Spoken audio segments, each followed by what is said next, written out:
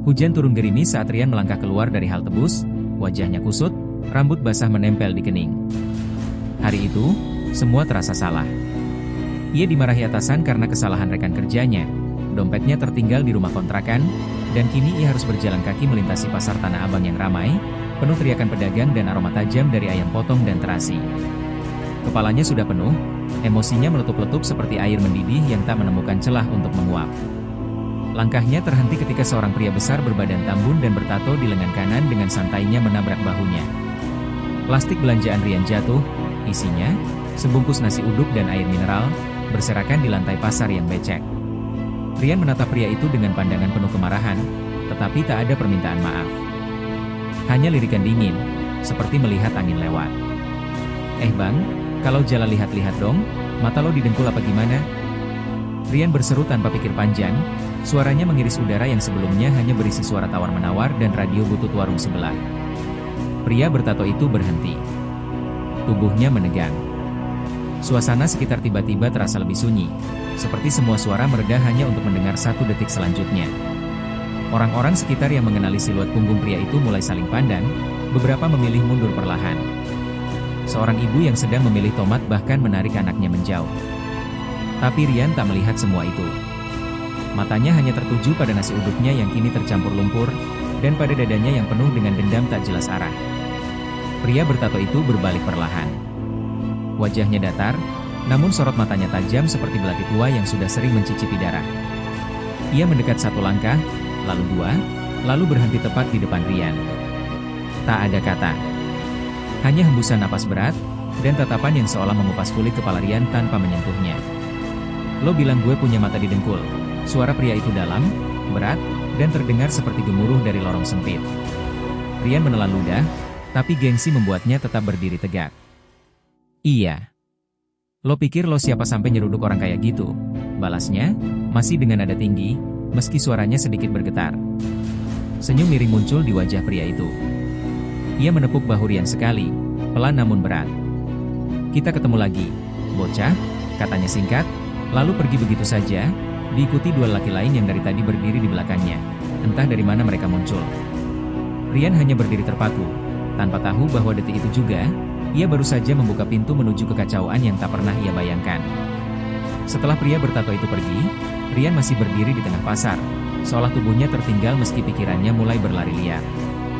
Ia memungut bungkus nasi uduk yang kini tak berguna, tangan gemetar tanpa alasan yang bisa ia mengerti.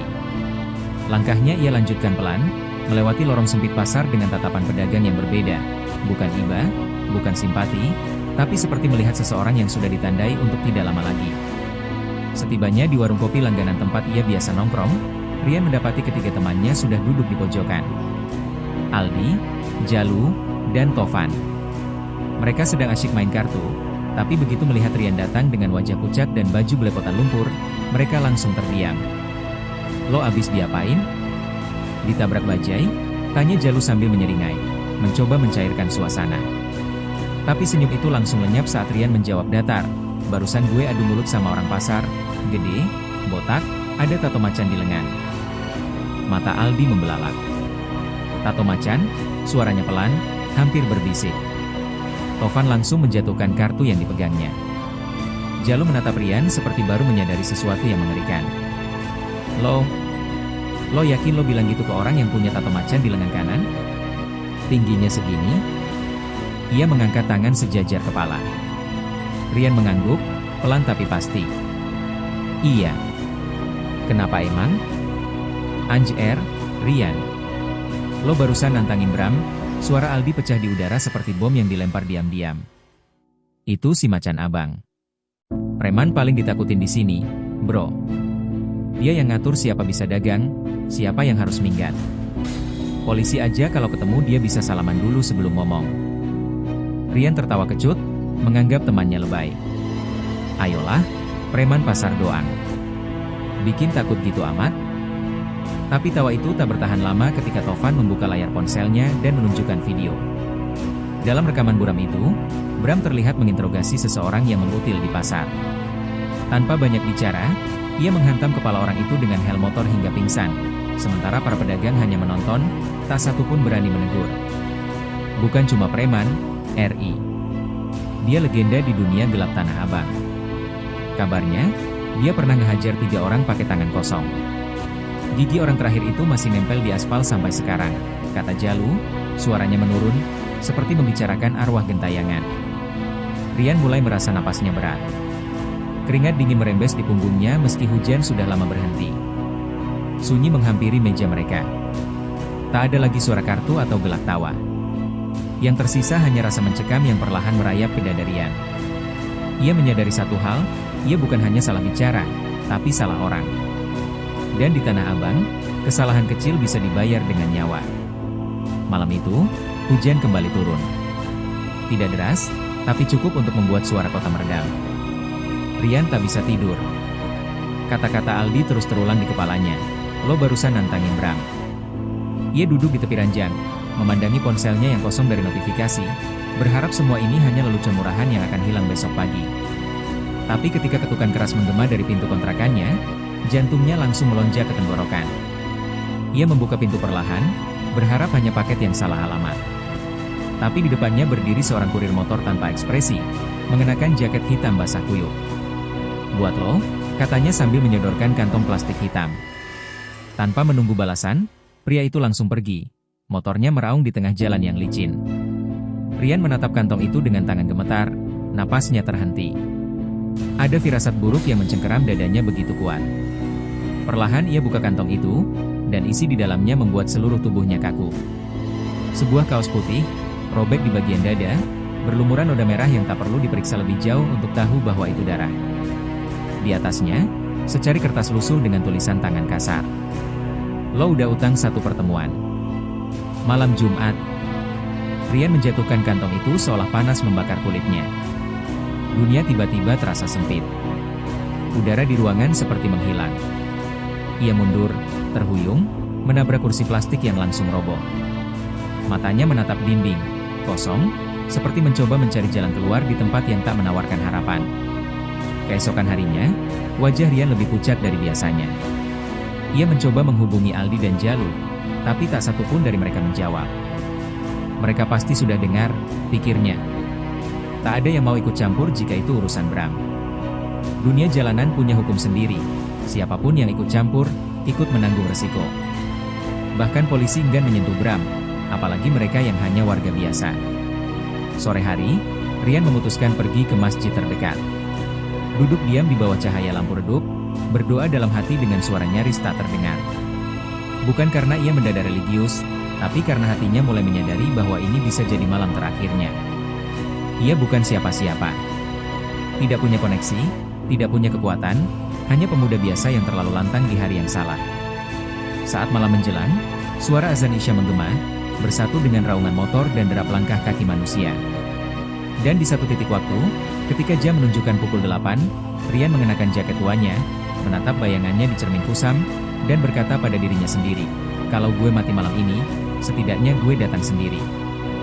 Gak lari.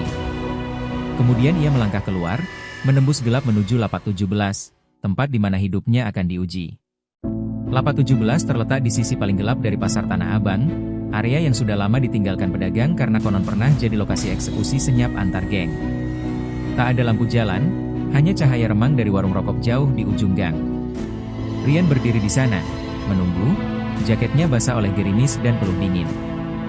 Di setiap detik yang lewat, tubuhnya seakan menunggu hantaman pertama yang bisa datang dari mana saja. Dari bayang-bayang lorong, suara langkah kaki mulai terdengar. Berat, beraturan, seperti milik seseorang yang tahu dirinya tak bisa disentuh. Bram muncul dari gelap, diapit 2 orang bertubuh kekar. Tatapannya dingin, tak ada kemarahan, tapi juga tak ada belas kasihan. Ia menghentikan langkahnya tepat di depan Rian, lalu mengeluarkan rokok dan menyalakannya dengan gerakan pelan namun mengintimidasi. Lo datang. Hebat juga. Gue kira lo bakal ngumpet di balik celana mak lo, katanya, asap rokok keluar bersamaan dengan kata-katanya yang tajam. Rian menggertakkan gigi, mencoba berdiri tegak. Gue salah ngomong. Tapi gue bukan pengecut, jawabnya, meski suaranya lebih bergetar dari yang ia harapkan. Bram tertawa pelan, tapi tawa itu justru lebih menyeramkan dari ancaman. Anak muda zaman sekarang, berani karena belum tahu dunia, ucap Bram sambil melangkah memutari Rian.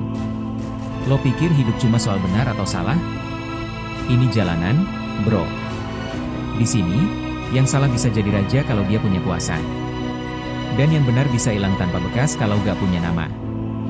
Ia berhenti di belakang Rian, lalu berbisik ke telinganya, lo mau hidup, lo harus ngerti cara mainnya. Rian menahan napas. Ia merasa seperti seekor rusa di tengah kandang harimau. Bram lalu menyuruh salah satu anak buahnya melempar sebuah tas ke kaki Rian. Di dalamnya, tumpukan kartu nama, foto-foto wajah babak belur, dan uang lusuh. Ini semua orang yang pernah ngelawan gue, atau gagal bayar.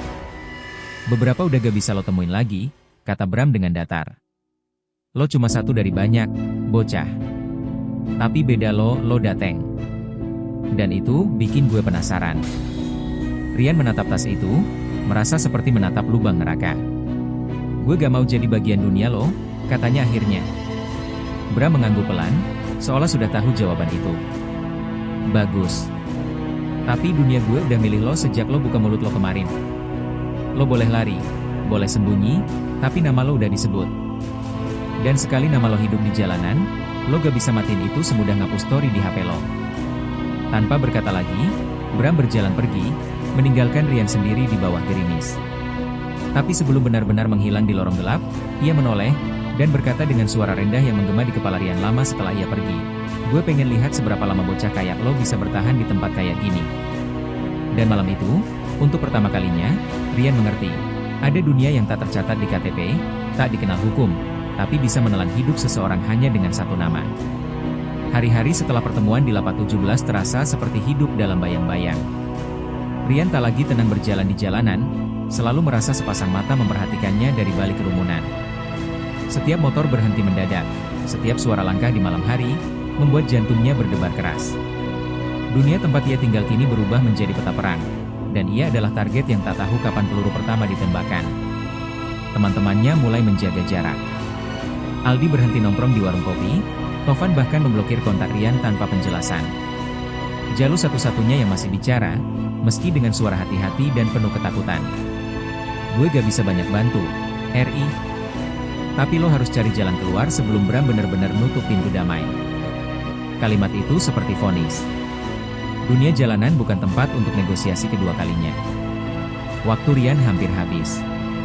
Berbekal sisa keberanian dan rasa ingin hidup, Rian memutuskan mencari seseorang yang bisa jadi penghubung. Dodo, preman kecil yang dikenal sering jadi kurir Bram. Ia menemukannya di gang belakang pasar, sedang merokok sambil berjudi kartu dengan pedagang. Gue mau damai, kata Rian langsung. Dodo menatapnya, lalu tertawa. Damai? Lo pikir ini sinetron? Tapi, gue bisa bantu sampaikan. Asal lo tahu, damai di dunia kita gak gratis. 2 hari kemudian, Dodo kembali membawa pesan. Bram bilang, kalau lo serius mau damai, kasih uang keringat. 100 juta. Sebagai ganti rasa malu dia waktu lo teriak-teriak di pasar kemarin. Rian tercekat. Jumlah itu mustahil, bahkan jika ia menjual semua barang yang ia punya dan meminjam dari semua kenalannya. Itu harga buat kepala lo gak pecah di trotoar, tambah Dodo sebelum pergi, menyisakan Rian yang kini berdiri di tengah 2 jalan, menyerah, atau bertarung. Malamnya, Rian duduk di emperan gang dengan kepala tertunduk. Dunia terlalu besar, dan ia terlalu kecil. Tapi justru di titik paling rendah itulah, sebuah suara familiar memanggil namanya. Lo gila udah nawar damai? Suara itu milik seseorang dari masa lalu.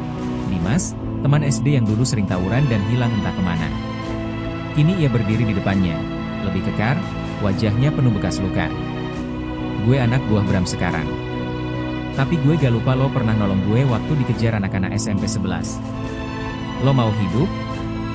Mungkin masih ada satu cara. Rian menatap Dimas dengan bingung. Apa? Tanyanya cepat. Dimas menunduk, lalu menatap matanya tajam. Lo lawan Bram. Bukan buat menang. Buat nunjukin kalau lo bukan pecundang. 1 lawan 1. Kalau lo tahan lebih dari 5 menit, Bram janji nama lo dihapus dari daftar. Lo mau hidup? Lo harus hadapi dia, bukan sogok dia. Untuk pertama kalinya, Rian melihat secercah cahaya, bukan harapan, tapi pilihan. Tipis, berbahaya, dan penuh darah. Tapi setidaknya bukan jalan buntu. Di malam gelap yang tak menjanjikan pagi, Rian mulai menyiapkan dirinya untuk sesuatu yang tak pernah ia bayangkan. Sebuah duel jalanan, antara pemuda biasa dan raja yang tak tersentuh. Dan waktu terus berjalan, tanpa niat untuk menunggu. 3 hari. Itulah waktu yang diberikan Dimas. 3 hari untuk mempersiapkan diri menghadapi Bram dalam pertarungan 1 lawan 1. Bukan duel formal, tanpa wasit, tanpa aturan. Hanya satu lingkaran manusia, 2 tubuh, dan 1 keputusan, siapa yang pantas bertahan di jalanan. Rian menghabiskan malam pertamanya dengan tangan gemetar, menatap langit-langit kontrakan, bertanya pada dirinya sendiri, apa aku benar-benar mau lakukan ini? Pagi-pagi buta, Dimas datang menjemput. Tanpa banyak bicara, mereka naik motor menuju lapangan kosong di pinggiran kota, tempat bekas pergudangan yang sekarang jadi arena latih tanding bagi preman-preman muda. Di sana, Rian mulai berlatih dasar. Pukulan lurus, tangkisan sederhana, menjaga keseimbangan, dan yang paling penting, bertahan.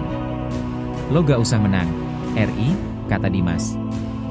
Yang penting lo gak jatuh kayak kain lap di pukulan pertama. Tubuh Rian babak belur bahkan sebelum hari pertama selesai. Nafasnya ngos-ngosan, bibirnya pecah, dan telapak tangannya lecet karena berulang kali jatuh di aspal kasar.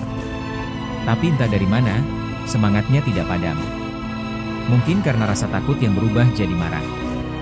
Atau karena harga dirinya sudah terlalu diinjak, dan ia tahu, hanya ini satu-satunya cara mengembalikannya. Hari kedua, pelatihan berubah jadi siksaan mental. Dimas membawa Rian ke lingkungan tempat Bram biasa nongkrong, hanya untuk merasakan tekanan udara saat dikelilingi orang-orang yang membenci keberadaannya. Biasakan lo lihat muka mereka, ujar Dimas. Lo harus bisa tetap tegak walau satu pasar pengen lihat lo jatuh. Mental lo harus lebih keras dari batu. Rian tak berkata apa-apa. Tapi matanya mulai berubah. Tak lagi ragu. Tak lagi sembunyi. Di hari ketiga, menjelang senja, Rian berdiri di depan kaca warung yang buram. Wajahnya lebam, tapi di balik luka-luka itu ada keteguhan yang baru. Ia mengenakan jaket lamanya, yang sama seperti saat pertama kali menantang Bram, dan menatap pantulan dirinya seperti hendak berpamitan. Lo bukan bocah lagi, bisiknya pada bayangannya sendiri. Lo yang pilih jalan ini. Sekarang lo hadapi. Malam itu, ia berdiri di tengah lapangan kosong yang kini dikelilingi puluhan orang. Lampu motor dan sorotan ponsel membentuk lingkaran cahaya, menyorot 2 sosok yang saling berhadapan. Bram berdiri dengan tubuh santai, seperti singa yang bosan menunggu mangsa. Lo beneran dateng, katanya sambil tersenyum sinis. Lo pikir ini film kungfu? Ini dunia nyata, bocah. Rian tak menjawab. Ia hanya mengangkat kedua tangannya, gemetar namun mantap. Ia tahu, 5 menit ke depan bukan tentang menang, tapi tentang menolak dihancurkan. Tentang membuktikan bahwa ia lebih dari sekadar kesalahan di hari yang sial. Dan saat Bram melangkah maju, dengan tangan terkepal dan mata seperti bara, waktu seolah berhenti. Karena kini, segalanya hanya tinggal satu tarikan napas sebelum neraka dimulai. Hening menyelimuti lapangan itu seperti kain kafan. Hanya suara angin malam dan desahan napas yang terdengar.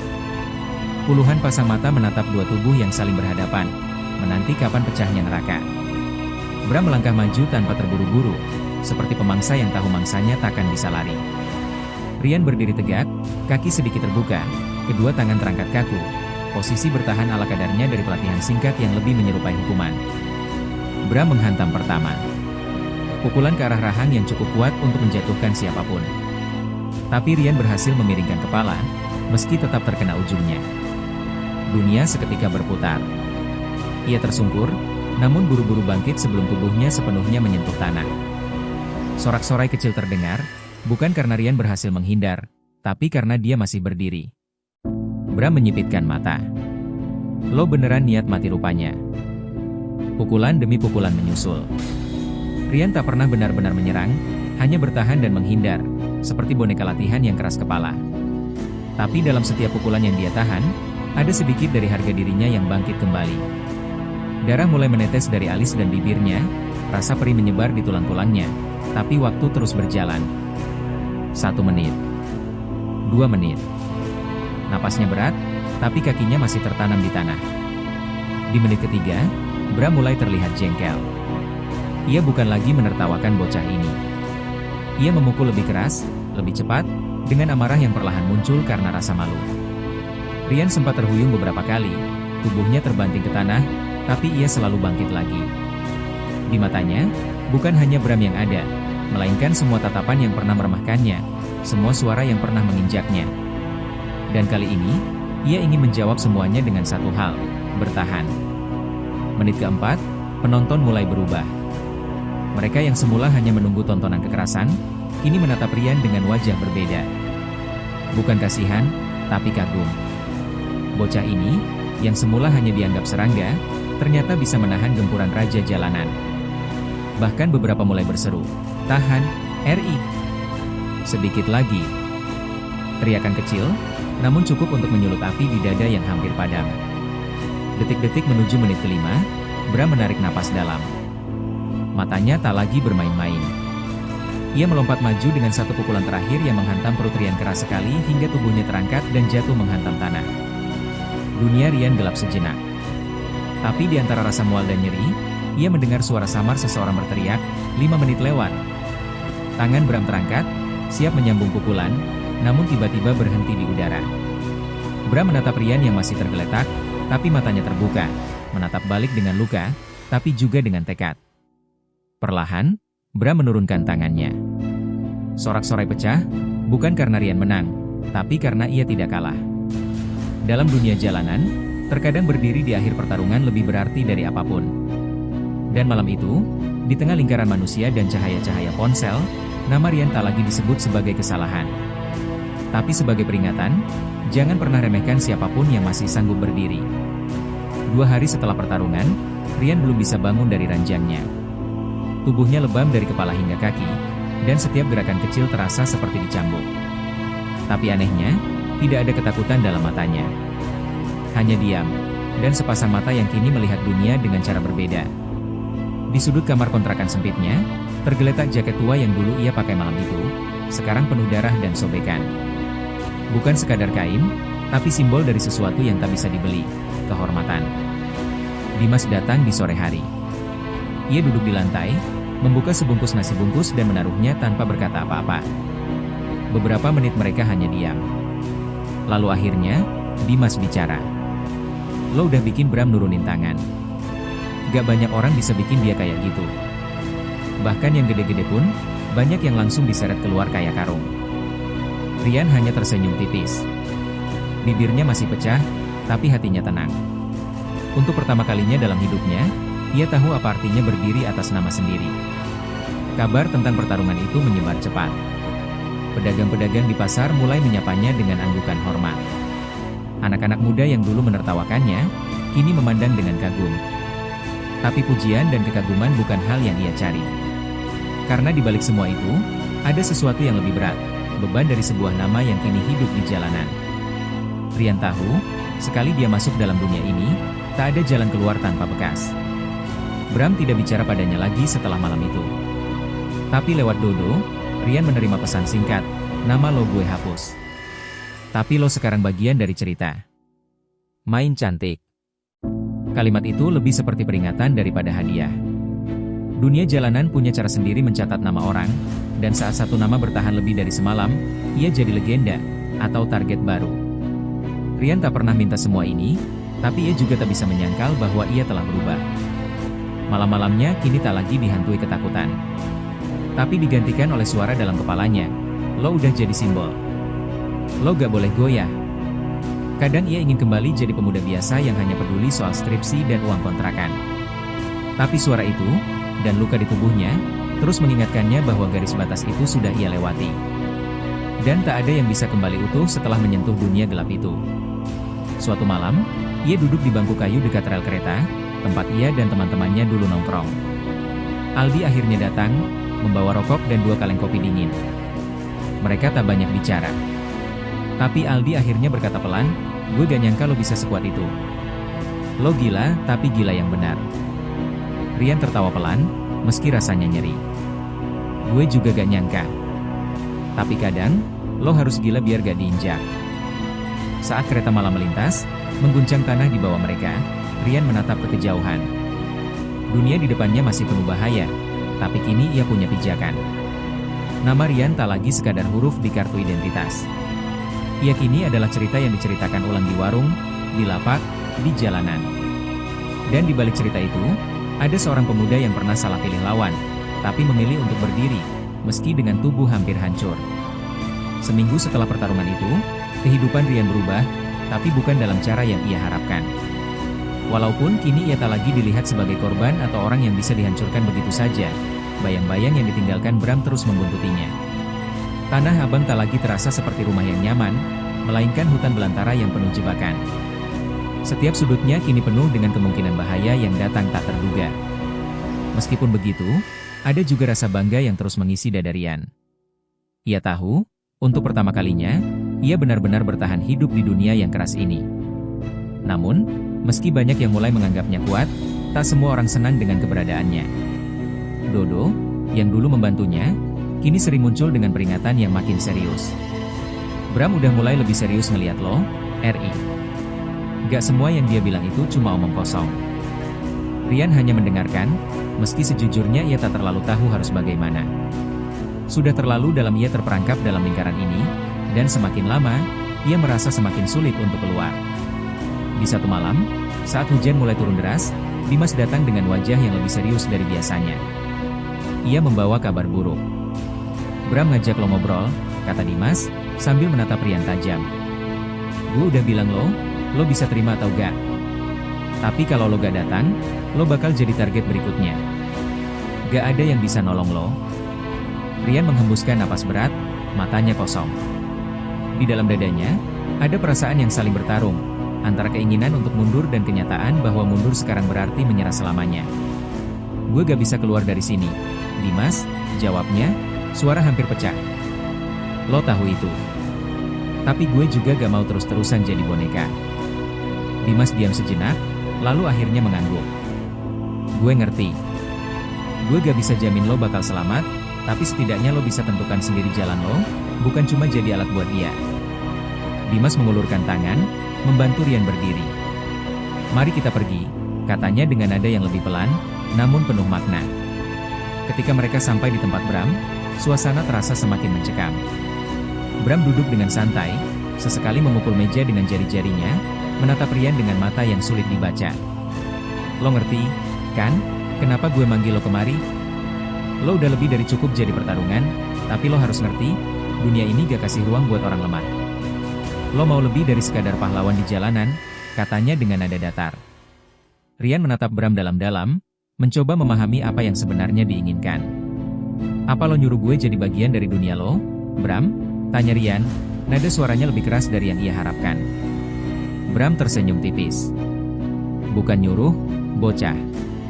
Lo udah ada di sini, lo udah kenal jalan ini.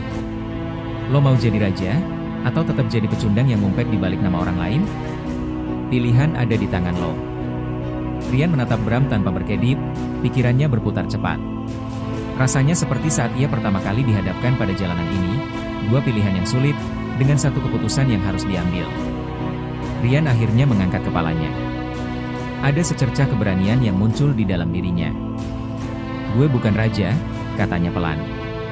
Tapi gue juga gak akan jadi pecundang lagi. Lo boleh jadi bagian dari dunia gue, Bram, tapi dunia lo gak akan bisa ngatur hidup gue lagi. Bram terdiam sejenak, lalu tertawa. Lo hebat, RI. Gue rasa gue bakal suka ngeliat lo jadi masalah di jalanan. Tapi kali ini, Rian sudah siap. Kali ini, ia tahu satu hal yang pasti, ia sudah menemukan dirinya sendiri, dan tidak ada yang bisa merebutnya.